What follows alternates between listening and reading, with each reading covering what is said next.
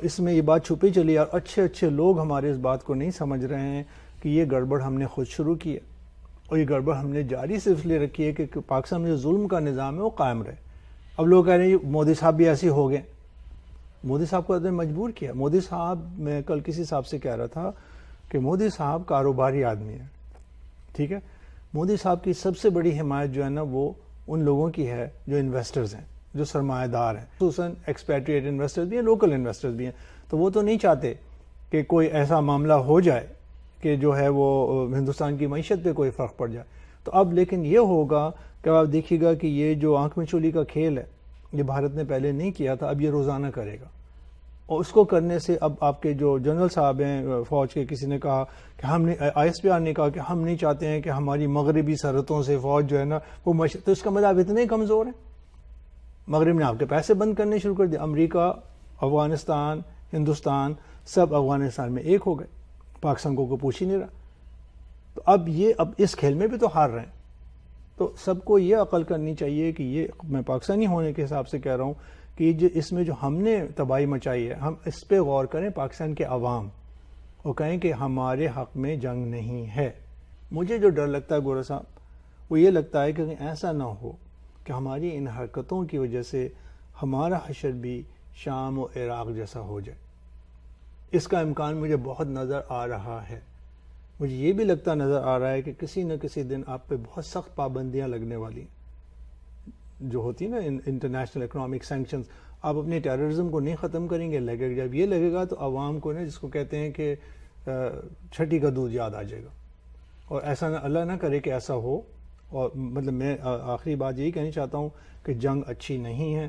کسی نے بھارت کے لیے بڑی اچھی بات کہی ہے کہ بھارت کے کارڈز بڑے ہیں، بھارت کا اپر ہینڈ ہے، اس کو اسمارٹلی اس کو کھیلنا چاہیے اور اپنے کارڈ ضائع نہیں کرنے چاہیے۔ تو وہ مودی صاحب اور ان کے لوگ خود بھی سوچ رہے ہوں گے، مودی صاحب خود بھی کہہ رہے ہیں ہم جنگ نہیں کرنی چاہتے وغیرہ وغیرہ۔ اب یہ جو ہم لگے ہوئے ہیں کہ یہ ہوئی تھی کہ نہیں سرجیکل اسٹرائک، اس سے کیا فرق پڑتا ہے؟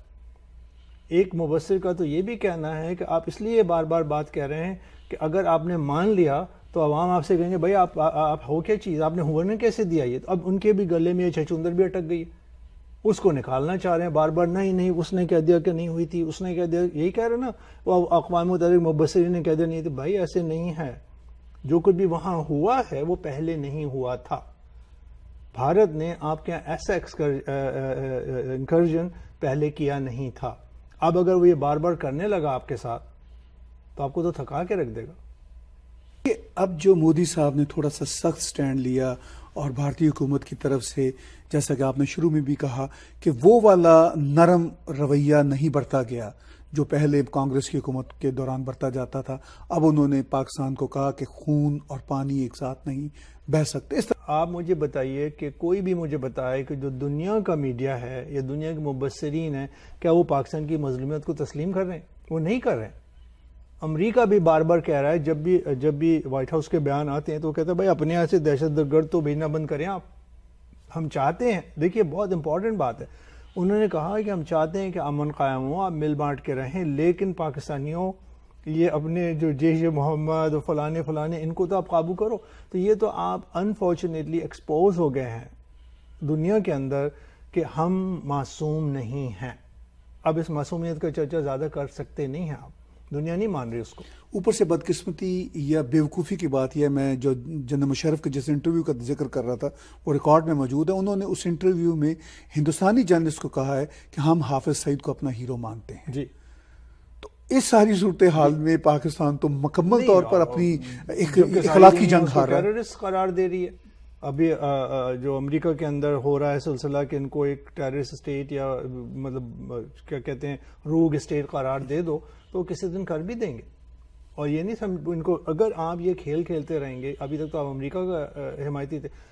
دیکھیے یہ دنیا کا جو گلوبل پولیٹیکل سسٹم ہے، اس میں بڑی طاقت تو مغرب ہی ہے۔ آخر میں یہ بتائیے، ساری صورتحال میں آپ جیسے درد مند پاکستانی تو یہ احساس رکھتے ہیں کہ سچ بول کے، حق کی بات کر کے حقائق کو سامنے لائیں، مگر بدقسمتی سے جو پاکستانی اسٹیبلشمنٹ ہے، پاکستانی میڈیا ہے، وہ آپ کو اور مجھے اور ہم جیسوں کو، جو ہم اصل میں پاکستان کا درد رکھتے ہیں، ہم چاہتے ہیں کہ پاکستان کی اسٹیبلشمنٹ پاکستان کو اور پاکستانی عوام کو غلط راہ پر نہ ڈالے، مگر چھوڑیے ہمیں وہ کیا کہتے ہیں، یہ اسٹیبلشمنٹ آپ کو فردر کہاں تک پاکستان کو لے جاتی نظر آ رہی ہے؟ کیونکہ 71 میں تو یہ آلریڈی پاکستان توڑ چکے ہیں. بالکل صاحب، میرا ایز اے پاکستانی، اور لوگ سمجھ جائیں، میری اپنی ذاتی رائے یہ ہے کہ ہم جہاں باہر سے بھی بیٹھے، ہمیں پاکستان کے مسائل کو پاکستان کی سرحدوں کے اندر ہی ریزالو کرنا چاہیے. ہمیں توقع نہیں کرنی چاہیے کہ پاکستان ٹوٹ پھوٹ جائے، ہمیں نہیں کرنی چاہیے. لیکن اندر سے جب آپ خود ہی اس توڑ پھوڑ کی طرف چلے جا رہے ہیں تو وہ بچے گا نہیں. ٹکڑے تو آپ کروا کے رہیں گے، کیونکہ آپ کے یہاں آپس میں اتنی نفرتیں، اور وہ نفرتیں بار بار ایک جنگ کے پیچھے ہونے سے ہو نہیں جاتی ہیں. جب بھوکے مریں گے آدمی تو پھر آپ سب کو خیال آ جائے گا کہ کیا ہو رہا ہے. تو مطلب اسٹیبلشمنٹ جو ہے بدقسمتی سے پاکستان کو بد سے بدتر کی طرف لے جا رہی ہے، اور جنگ کے بہانوں سے بد بدتر کی طرف لے جا رہی ہے. میں نہیں چاہتا کہ پاکستان کے حصے بکرے ہوں ٹوٹے. بہت سے لوگ چاہتے ہیں کہ ٹوٹ جائے، ہو جائے ایک دفعہ فنا، ایک دفعہ ہو بھی چکا ہے. وہ صاحب آپ نے تو یہ بات کہی کہ دونوں بڑے ملک ہیں، لیکن میں صرف اتنے کرنا چاہوں گا، لوگ پسند نہ کریں گے. ایک بہت بڑا ملک ہے اور ایک اس کے مقابلے میں بہت چھوٹا ملک ہے، آبادی کے حساب سے بھی اور اپنی معیشت کے حساب سے بھی اور جمہوریت کے تقابل کے حساب سے بھی. تو یہ ایک اہم بات ہے. دوسری بات یہ کہ یہ چھوٹا ملک ہے، یہ میری اپنی رائے ہے، بہت سارے لوگ اس کو نہیں پسند کرتے ہیں. یہ ساری کی ساری جو کشمیر کی جنگ ہے یا جوا ہے، اس کو میں جوا کہتا ہوں، اب بیان کروں گا، یہ ایک چھوٹے ملک نے شروع کیا ہوا. اور اس چھوٹے ملک نے مسلسل 4 جنگیں لڑی ہیں جوئے میں، اور ہر دفعہ ہارا ہے. سن 48 میں بھی ہارے، 65 میں بھی ہارے، 71 میں بھی ہارے، کارگل میں بھی بیک گراؤنڈ کو پیچھے کرنا پڑا. کرتے کیا ہیں کہ یہ جوا بھی کھیلتے ہیں تو اپنے پیسے سے نہیں کھیلتے، امریکی امداد لے کے تو غیر ملکی امداد لے کے یہ جوئے پہ پیسے لگا دیتے ہیں، ہار جاتے ہیں. پھر تھوڑے دن کے بعد، جو آپ نے سائیکل کی بات کی 3 سال میں، تو 3 سال میں تو کئی سالوں میں بات اٹھتی ہے. تو ہوتا کیا ہے کہ جب بھی پاکستان میں کوئی حکومت بیٹھی ہوتی ہے اور اس کو اپنے حکومت سے مراد جو وہاں کا اسٹیبلشمنٹ ہے، حکومت تو نہیں نواز شریف کی اس وقت، وہ اس کو لڑکھڑاتے ہوئے اپنا قبضہ نکلتا ہوا نظر آتا ہے، تو ایسی کوئی کھٹراک وہ شروع کر دیتے ہیں. تو اس وقت بھی اگر آپ دیکھیں اچھی بلی بات چیت ہوتی ہے، جب بھی نواز شریف کی یا مودی کی یا ہندوستان کی کسی بھی حکومت، واجپئی کی، جب بھی وہ امن کی بات یا تجارت کی بات کرنی چاہتے ہیں تو ایک یہ پتھر جو ہے نا کشمیر کا آپ کے سامنے ڈال دیتے ہیں، جیسے گولی پھینکتے ہیں، اور وہ کرنے کے بعد اس کو خود ہی اٹھاتے ہیں. تو آپ سائیکل دیکھیں تو ہر بار یہ اتفاق سے یا حقیقت سے پاکستان نے یہ ساری بات اٹھائی. اور اب تک یہ ہوتا رہا ہے، جو میں نے اس وقت جو ادھم مچ رہا ہے دونوں، اس سے پہلے اتنا نہیں مچتا تھا. اس وقت یہ ہو رہا ہے کہ مودی صاحب جو ہیں ان کو بے تحاشا اپنے عوام کی حمایت حاصل ہے. اب سے پہلے بھارت جو تھا وہ امن پرستی کے ساتھ کام کرتا تھا، مار کھاتے تھے اور ان کے گھر میں جا کے کسی نے بم مار دیا، کبھی کچھ کر دیا، کبھی کچھ کر دیا. اس دفعہ انہوں نے سخت گیری اختیار کرنی شروع کی ہے. وہ کہہ رہے ہیں کہ ہم اتنے آسان والے نہیں ہیں جتنا آپ نے ہمیں سمجھ رکھا ہے.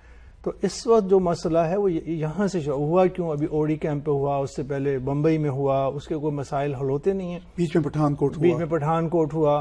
تو ہم یہ ساری کہانی خود ہی کھڑی کرتے ہیں اور پھر چاہتے ہیں کہ دنیا آپ کی واہ واہ کرے، لیکن بدقسمتی سے دنیا آپ کی واہ واہ نہیں کر رہی ہے.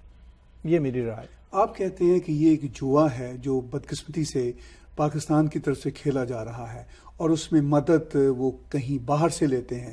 مگر اس بار اگر آپ کی بات کو ہم درست بھی سمجھے تو کہیں سے مدد بھی ان کو ملتی نظر نہیں آ رہی. نہیں، اس دفعہ جوا کھیل رہے ہیں. دیکھیے تو 2 طرح سے کام کرتے ہیں. پہلے تو یہ لیتے ہیں باہر سے مدد، یعنی یہ تو تاریخ ہے نا کہ پاکستان کی فوج امریکی امداد سے بنی ہوئی ہے، اسلحہ پاکستان کا امریکی امداد سے، پاکستان کا تیل سعودی عرب کے پیسے سے آتا ہے. بہت کم ایسا ہوتا ہے خود کریں، ٹیکس آپ کو ملتے نہیں ہیں. تو جب آپ یہ جوا ہارتے ہیں، وہی کھیل کرتے ہیں کہ آپ وطن اے وطن کے سجیلے جوانوں کے گانے لگاتے ہیں، اور جو آپ کی خواتین ہوتی ہیں، مائیں بہنیں بیٹیاں، ان سے جا کے ان کے ہاتھوں کی چوڑیاں اتارتے ہیں، ان کے کانوں کی بالیاں نکالتے ہیں، سب جا کے چادروں میں ڈالتے ہیں، اس کو بھی ہار جاتے ہیں. اور پاکستان کے عوام کو ہراتے رہتے ہیں. انہی کے پیسے تو ساری جنگ لڑ رہے ہیں، جو ان کے پیٹ میں جانی چاہیے اس سے آپ جنگ لڑ لیتے ہیں اور پھر کئی دن تک غریب ہو کے بیٹھ جاتے ہیں.